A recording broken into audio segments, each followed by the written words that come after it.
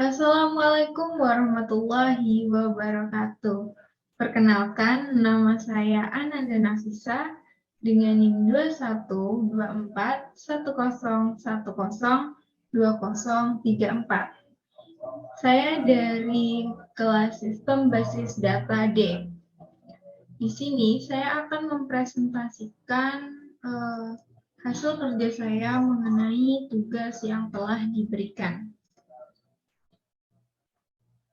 Pertama-tama di sini saya akan mempresentasikan tentang ERD yang sudah saya buat. Setelah saya identifikasi dari soalnya, saya mendapatkan beberapa entity dan juga atribut. Ini adalah entity yang sudah saya cari dan sudah saya temukan. Di sini ada entity jenis barang, entity barang, lab, kemudian ada kepala lab, ada dosen, UKM, aslab, kemudian ada kegiatan pengembalian, ada item pengembalian, kemudian kegiatan peminjaman, dan juga kegiatan dari UKM. Dan di sini ini logikalnya. Seperti itu. Kemudian kita move ke soal selanjutnya, yaitu menggunakan PGAdmin.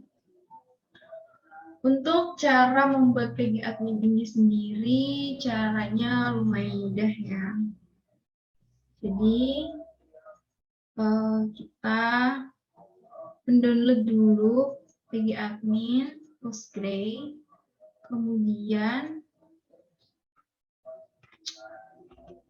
ini di database-nya, kita klik create, klik database, kemudian kita membuat file kita. Misalnya saja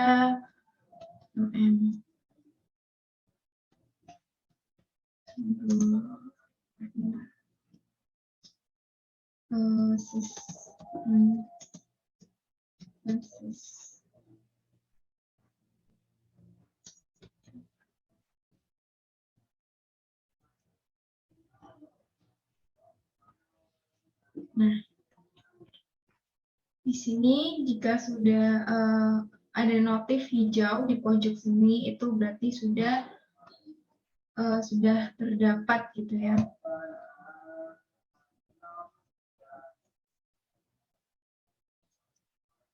Nah, kemudian kita klik kanan dan query tools.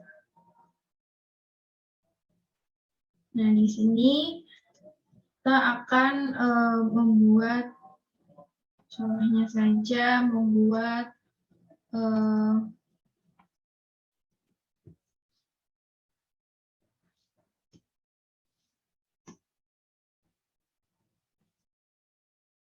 kita membuat tabel ya.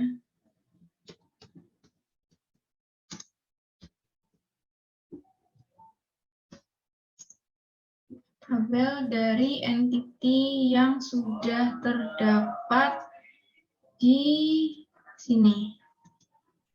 Kita ambil contoh entity jenis barang.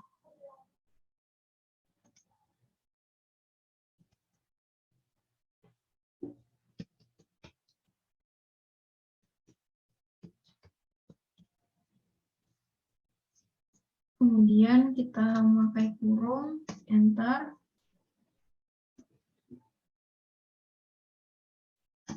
Lagi, kemudian kita masukkan, bentar.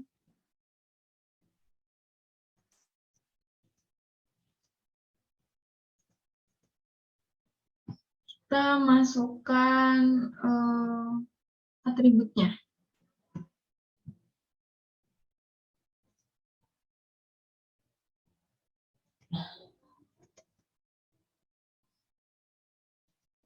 Seperti ini. Seperti yang sudah saya buat, ini create tabel, jenis barang, kemudian kita membuat kurungnya dulu, dan nama dari atribut-atributnya. Jenis barang, kemudian small serial, kemudian ini tipe datanya primary key. Untuk arti untuk varchar ini sendiri itu sebuah seperti teks, tapi dia memiliki batasan. Nah, ini adalah batasannya. Kita bisa membuat sendiri batasan dari teks ini maksimal berapa huruf, seperti itu. Dan not null ini sendiri artinya tidak boleh kosong, jadi harus diisi. Kalau misalnya nol, itu artinya boleh diisi, boleh tidak, seperti itu. Jadi jenis datanya itu seperti boleh diisi, boleh tidak gitu. Kemudian unik itu artinya unik. Jadi kayak kita membuat sebuah data, tapi itu jarang sekali unik gitu. Ya, kemudian keterangan, untuk keterangan sendiri ini teks, jadi tidak memiliki batasan. Jadi ini sama-sama teks, tapi untuk varchar ini sendiri itu memiliki batasan. Kemudian saya membuat tabel lagi, yaitu tabel barang. Tabel barang ini hampir sama. Ini untuk ID barang itu tipenya primary key. Itu kita lihat dari kita dapat melihat tuh dari sini. Nah, dari sini. Jadi kita lihatnya dari situ untuk menentukan dia primary key atau tidak. Kemudian di sini ada nomor seri. Ini menggunakan varchar dengan batasan 50. Not null artinya tidak boleh, ya sama seperti tadi, tidak boleh kosong. Dan unique. Kemudian ada deskripsi, ini bentuknya teks. Ada jenis barang, ini ID jenis barang. Jadi ini seperti relationship-nya gitu ya. Ini primary key. Kemudian ini saya membuat create tabel untuk entity lab. Kemudian untuk kepala lab juga. Ini untuk tanggal ini sendiri kita jenis datanya tuh pakainya date ini, date atau tanggal. Kemudian not null ini wajib diisi. Kemudian untuk tanggal selesai ini juga date. Kemudian ada entity dosen. Di sini ada ID dosen, serial dengan primary key. Kemudian nama dosen, ini varchar dengan jumlah batasan 50, not null. Untuk NIP ini sendiri menggunakan varchar juga dengan batasan 20 dan not null unique. Setelah itu untuk entity aslab. Di sini ada ID aslab dan ini primary key. Kemudian nomor HP ini varchar dengan batasan 20. Tidak boleh dikosongi dan juga bersifat unik. Kemudian ada NIM, ini sama seperti nomor HP dengan batasan 20, wajib diisi dan bersifat unik. Unik ini artinya berbeda dari yang lain, kayak memiliki keunikan tersendiri, tidak sama dengan yang lain. Kemudian ada nama. Nama ini menggunakan varchar dengan batasan 50 dan wajib diisi. Kemudian di sini ada lab ID dengan small serial. Setelah itu kita membuat tabel pengembalian. Oh ya, untuk menjalankan ini sendiri, cara kita melihat ini sudah sukses atau sudah bisa atau belum itu dengan cara memblok ini, kemudian kita run di sini. Karena saya tadi sudah membuat run ini, kita bisa melihat dari sini. Di sini, ini Anda, kemudian di sini kita lihat tabelnya itu sudah ada atau belum. Nah, jika sudah ada, tidak perlu di-run lagi. Seperti itu. Kemudian untuk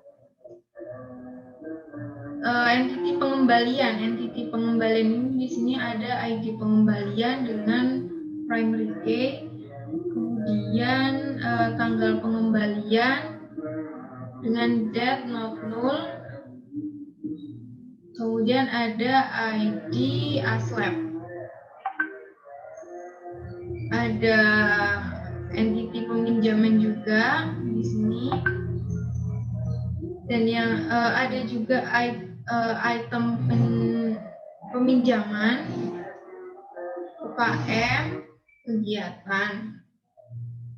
Nah, kemudian di sini ada alter tabel.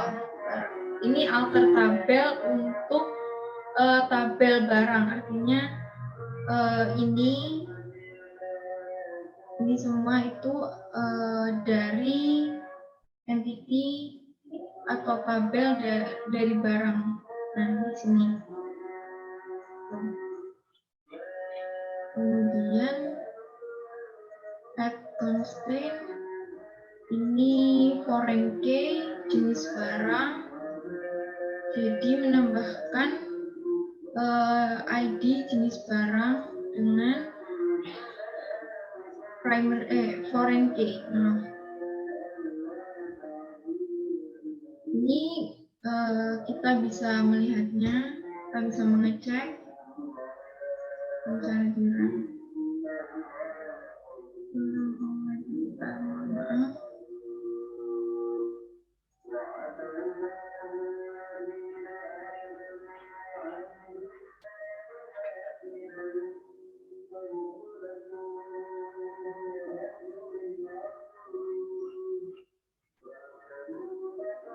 Karena sudah guys, sudah di-run tadi. Kita lihat, nah, kita bisa lihat ini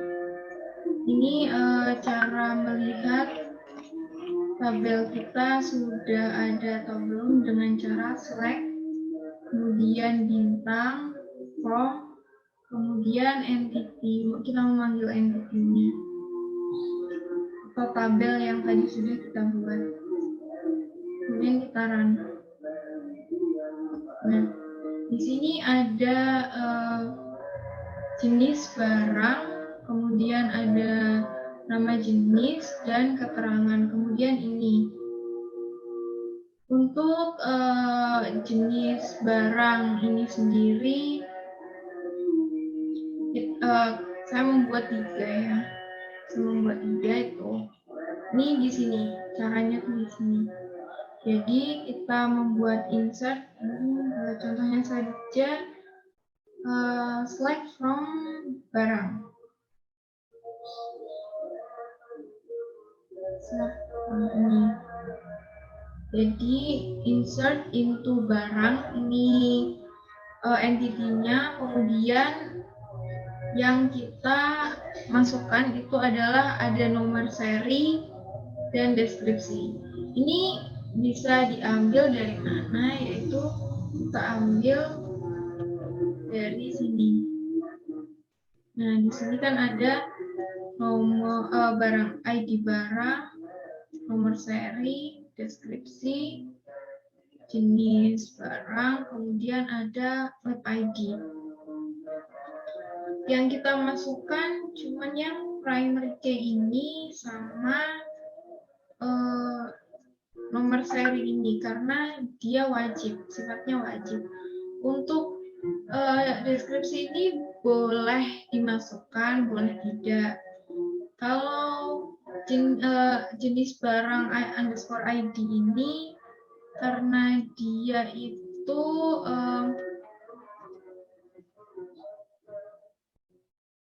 yaitu dari sini relationship, dia memiliki relationship dari jenis barang ini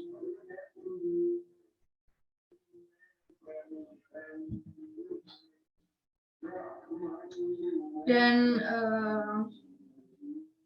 untuk atributnya sendiri ini dia atributnya small serial, ini small serial atau serial. Jadi dia akan otomatis menginputkan data-datanya. Jadi kita nggak perlu memasukkan ini jenis barang dan lab ID ini karena dia akan otomatis menambahkan di tabel itu karena dia itu increment gitu.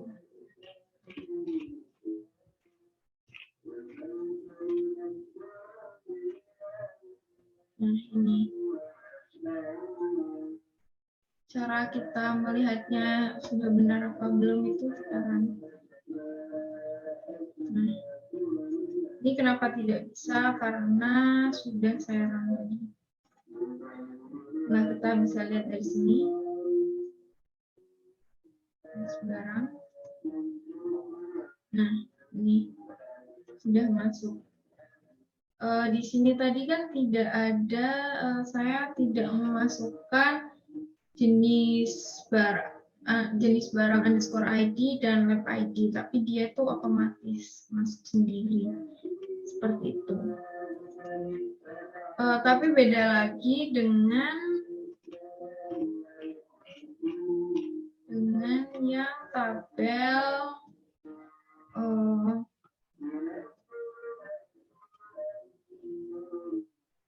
dosen ini. Tabel dosen ini, mari kita run dulu di sini. Dosen. Nah, di sini ada ID dosen, ada nama dosen, dan NIP. Di sini yang saya masukkan juga ada nama dosen dan NIP. Untuk ID ini itu otomatis ya, dia otomatis memasukkan sendiri. Nah, kemudian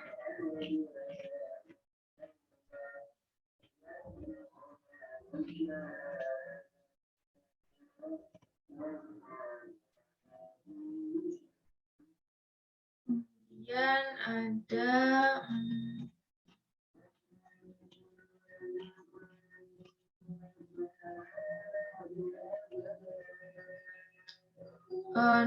untuk nomor 4 ya, kita move ke nomor 4.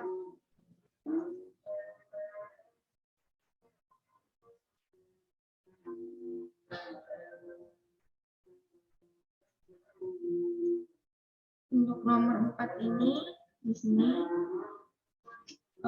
sini kan nama-nama customer serta tanggal berapa saja customer tersebut menyewa mobil. Jadi ini kita menampilkan nama-nama dari customer serta tanggal berapa. Gitu. Nah, ini Slack, ini dari entity-nya, kemudian ini dari kolomnya kita memanggil. Ini juga sama, ini peminjamnya, ini namanya, ini peminjam, ini entity-nya, kemudian ini nama peminjamnya. Kan kita mencari nama peminjam. Nah, ini juga sama, ini entity penyewaan. Nah, atributnya tanggal, yang kita cari adalah tanggal dari tabel penyewaan. Dan inner join peminjaman. Di penyewaan, ini ID peminjaman sama dengan peminjaman di ID peminjaman, seperti itu. Ini juga sama. Ini nama-nama customer serta tipe mobil yang pernah disewa. Jadi kita mencari nama-nama customer dan mobil apa saja yang dia sewa. Jika ini nama-nama sopir serta nama customer yang pernah disopirin. Jadi misal sopir A pernah melayani customer siapa saja, seperti itu.